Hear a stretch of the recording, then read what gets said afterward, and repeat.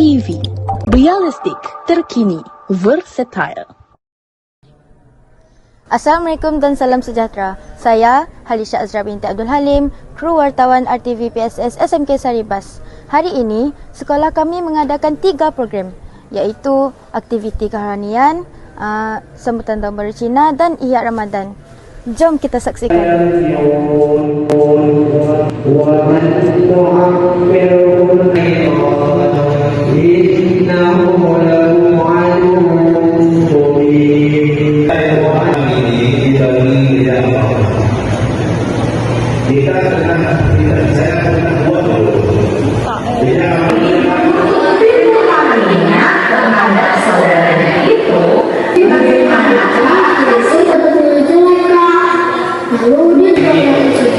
Pangan adalah saluran yang hanya juga peluang kita.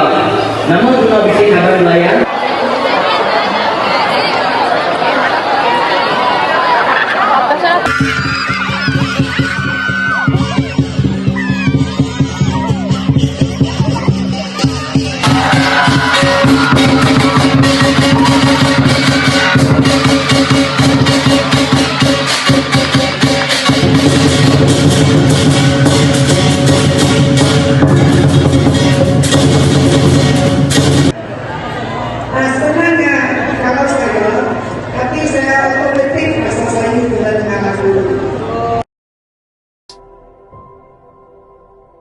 Ramadan Kareem.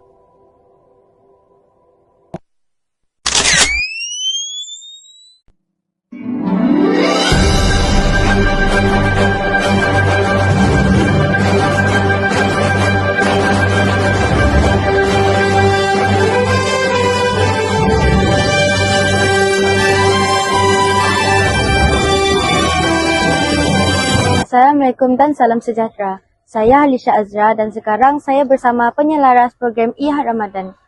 Boleh perkenalkan diri?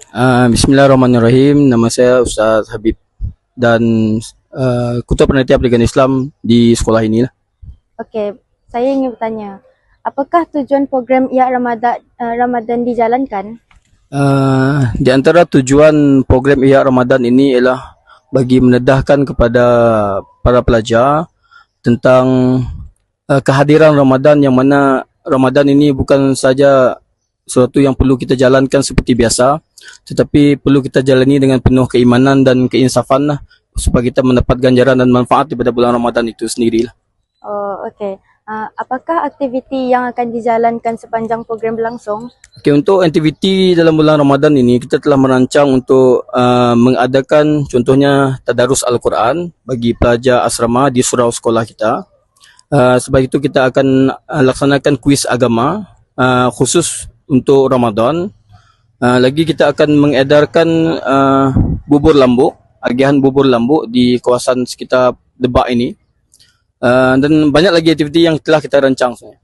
Oh, okey. Terima kasih Ustaz. Itu sahaja daripada kami Rimbas TV PSS SMK Saribas. Jumpa lagi di video yang akan datang. Realistik, terkini, versatile.